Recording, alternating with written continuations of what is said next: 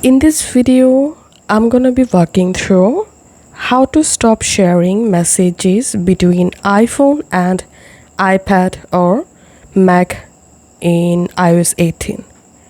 So to stop sharing your messages between iPhone or iPhone and iPad, go to your iPhone settings app and here tap on your Apple ID and here tap on iCloud and just tap on see all next to save to iCloud.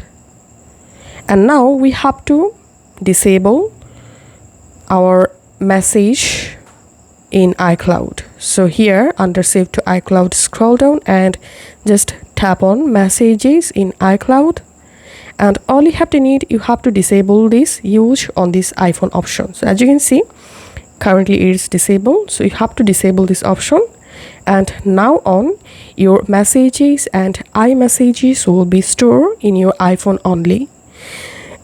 If this video helped you out, please leave a like and leave a comment down below. Thank you for watching.